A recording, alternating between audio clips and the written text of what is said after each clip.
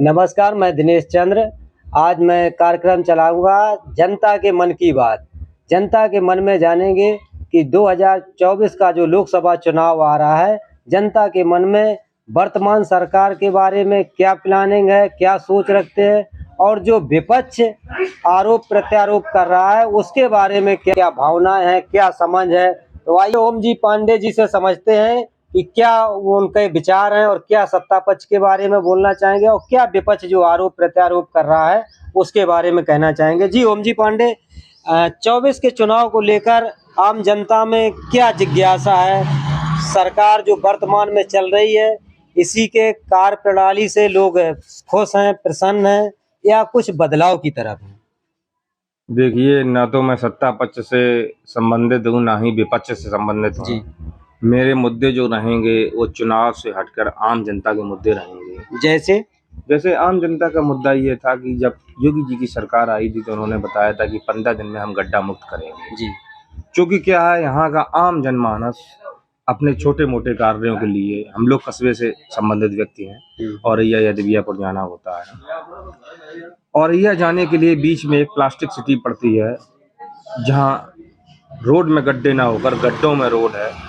और इस विषय में आदरणीय सांसद जी को, आदरणीय विधायक जी को, जितने भी माननीय हमारे क्षेत्र में हैं, उन सभी लोगों को अवगत कराया गया है, किंतु किसी भी व्यक्ति ने, किसी भी माननीय ने इस विषय पर, किसी भी अधिकारी ने इस विषय पर कोई विशेष संज्ञान नहीं लिया, विशेष दृष्टि नहीं डाली इस विषय पे।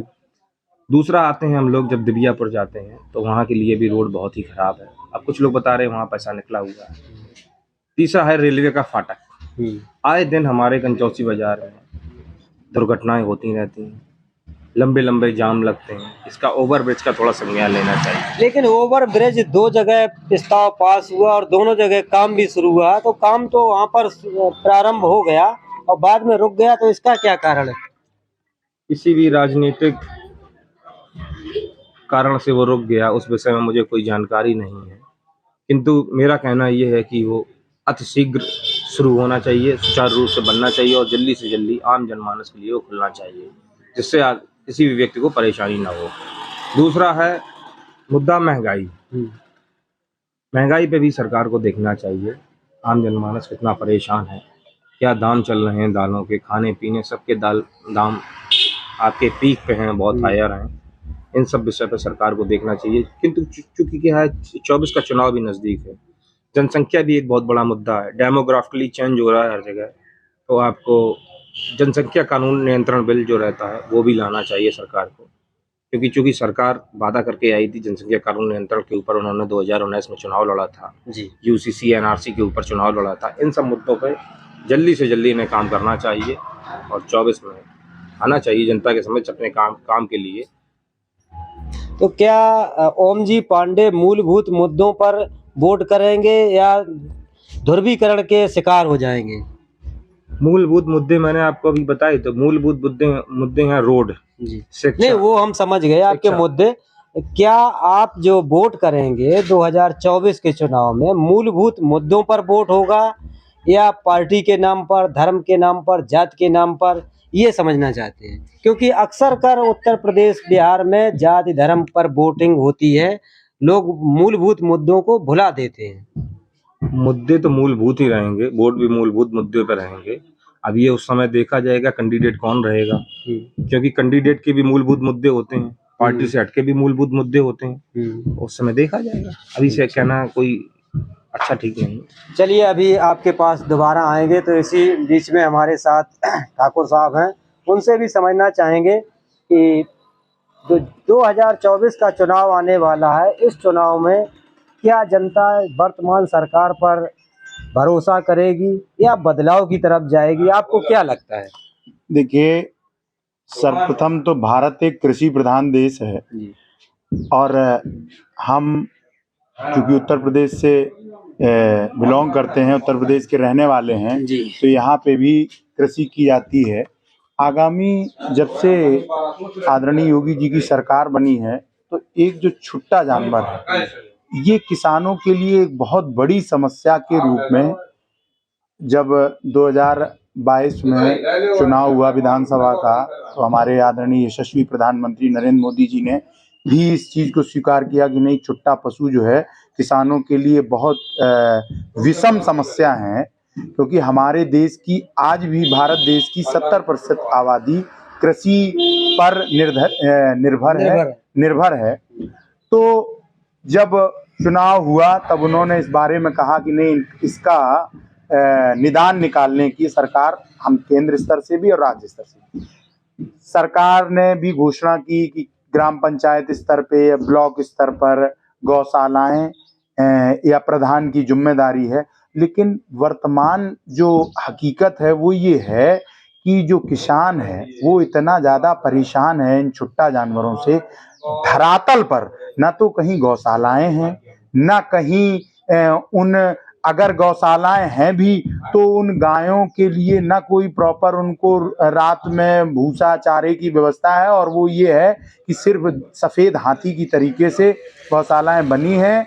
वो कब उनमें गायें रखी जाती, कब खोल दी जाती हैं, कोई पता नहीं। दूसरी बात, जो आम जनमानस से जुड़ा हुआ मुद्दा है महंगाई, सरकार को, क्योंकि 2024 का लोकसभा चुनाव नज़दीक है, महंगाई पर नियंत्रण करना हमारी सरकार की जिम्मेदारी है। जो आम जनमानस से जुड़ी हुई चीज़ें हैं, चाहे आप सिलेंडर ले लीजिए, चाहे घर की रसोई में अन्य जो चीज़ें हैं, दालें हैं, अन्य बहुत सारी चीज़ें हैं, इन पर हमारा बजट आया, लेकिन आम जनमानस को जो राहत देने वाला है, अगर देखा जाए तो न तो रसोई में कोई राहत मिली, ना आम जनमानस को सिलेंडर में कोई राहत मिली।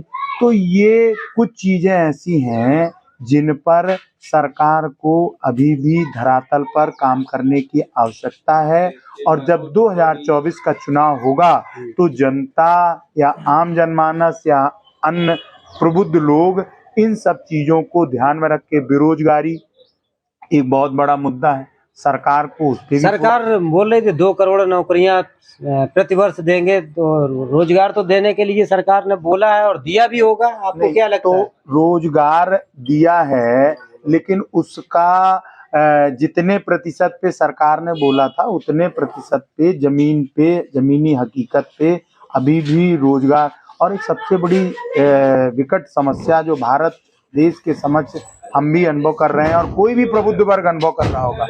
देखिए, किसी भी देश के संसाधन सीमित होते हैं। संसाधन जितना क्षेत्रफल है उस क्षेत्रफल से ज्यादा या संसाधनों को एक सीमा तक ही उनका दोहन करा जा सकता है, उस सीमा से ज्यादा दोहन है। तो सरकार को जो जनसंख्या नियंत्रण कानून है, इस पर भी चूंकि संसाधन, अब जो वर्तमान स्थितियां बनती जा रही हैं वो ये बनती जा रही हैं कि संसाधन सीमित है और जनसंख्या दिन प्रतिदिन बढ़ती जा रही है।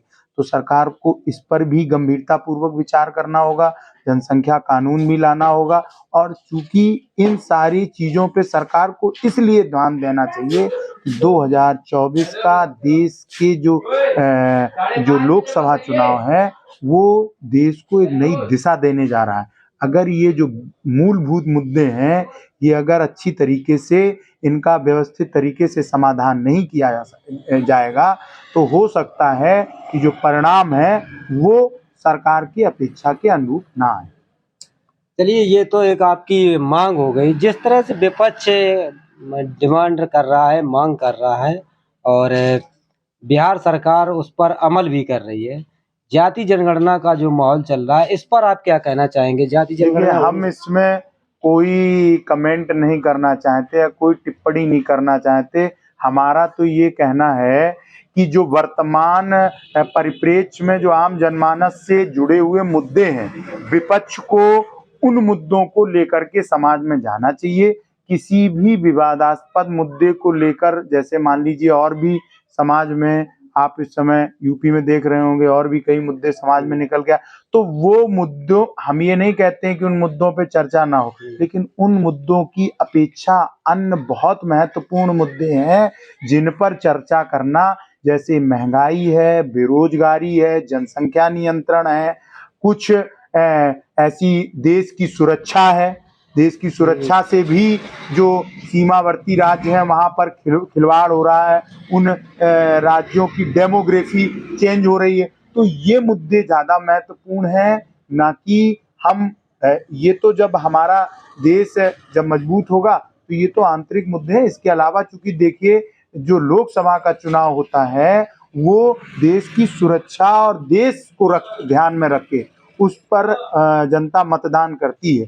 तो जो देश के मूलभूत मुद्दे हैं, आदरणीय प्रधानमंत्री जी को उन मूलभूत मुद्दों को ध्यान में रख करके अपनी नीति निर्धारित करें, जिससे 2024 का चुनाव या 2024 के बाद देश उन्नति की ओर अग्रसर है। चलिए, इसी बीच में एक और मुद्दा जो तूल पकड़ रहा है, अमेरिका के हिंडनबर्ग ने जो रिपोर्ट जारी की है, अडानी के जो शेयर डूब रहे हैं, मार्केट में उनका बहुत नुकसान हो चुका है और दुनिया के तीसरे रईस आदमी में गिने जाने वाले आज 17वें 18वें नंबर पर पहुंच गए।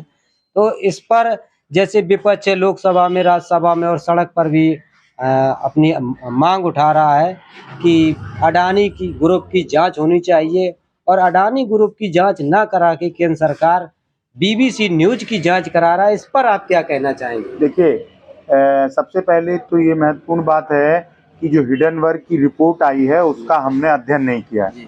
ये टेक्निकली चीजें हैं, उसके बारे में जो जानता है। रही अडानी के को लेकर के विपक्ष का जो विपक्ष जो विचारधारा प्रस्तुत कर रही है, तो उसमें खासकर जो कांग्रेस है, तो अडानी एक स्वदेशी उद्योगपति है, भारत के ही वो निवासी हैं और भारत के ही उद्योगपति हैं। तो अडानी ने किसी राज्य विशेष में ही अपने उद्योग नहीं स्थापित किए हैं, चाहे वो राजस्थान हो, चाहे छत्तीसगढ़ हो, चाहे वो केरला हो, चाहे वो अन्य बहुत से ऐसे प्रदेश हैं जहां पे हमारी जो केंद्र में सत्तारूढ़ सरकार है, बीजेपी के अलावा कांग्रेस और माओवादियों की भी सरकार है, तो वहां पे भी उन्होंने, और जो सरकार की जो जांच एजेंसियां हैं, ईडी है या जो सेबी है, वो अपना काम विधिवत तरीके से कर रही हैं। सरकार, विपक्ष जो ये कह रहा है कि वो साहब किसी राज्य विशेष में ही घपला, तो ये उनका आरोप जहां तक। और रही हिंडनबर्ग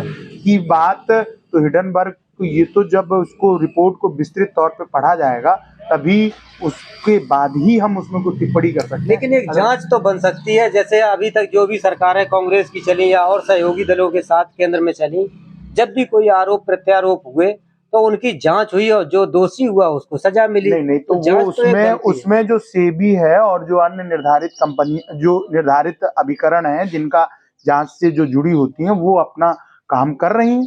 आदरणीय वित्त मंत्री जी ने भी अपना पॉइंट ऑफ व्यू रखा है कि जो जांच एजेंसियां हैं, वो कुछ एजेंसियां ऐसी हैं जो स्वायत्तशासी हैं, उनपे जब उनका जो प्रॉपर जो काम है वो अपना काम कर रही हैं, उसमें सरकार को कहीं दिशा निर्देशित करने की कोई जरूरत थोड़ी होती है।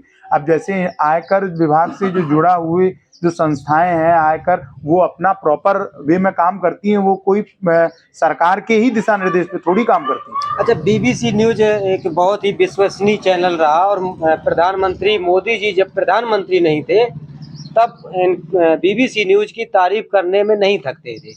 आज अचानक ऐसा क्या हो गया कि बीबीसी न्यूज पर जांच बैठानी पड़ रही? देखिए, वो सरकार का अपना रूटीन, जो सरकार की जो एजेंसियां हैं वो अपना रूटीन काम कर रही हैं। अब उसमें सरकार कौन सी एजेंसी कहाँ पे छापा डालेगी, कहाँ पे नहीं डालेगी, ये सरकार का काम थोड़ी होता है, ये तो प्रशासन का काम है। अपना प्रशासनिक जो अभिकरण है, प्रशासनिक जो एजेंसियां हैं वो अपना कर रही हैं। अब उनको उसमें कुछ अनियमितता दिखी होगी तो वो कर रहे हैं, और अगर नहीं अनियमितता होगी तो वो दूध का दूध पानी का पानी निकल के आ जाएगा।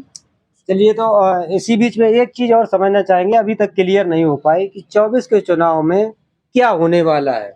देखिए, आपको क्या लगता है? 24 का चुनाव देश की सुरक्षा से, देश की वैदेशिक जो विदेशी नीति है, उन सारी चीजों पे, क्योंकि देश एक बहुत महत्वपूर्ण संस्था होती है, तो उसमें देश हित में रखकर ही निर्णय लिए जाते हैं। बहुत महत्वपूर्ण चुनाव है और जनता सारी चीजों को ध्यान में रखकर अपने मताधिकार का प्रयोग करेगी।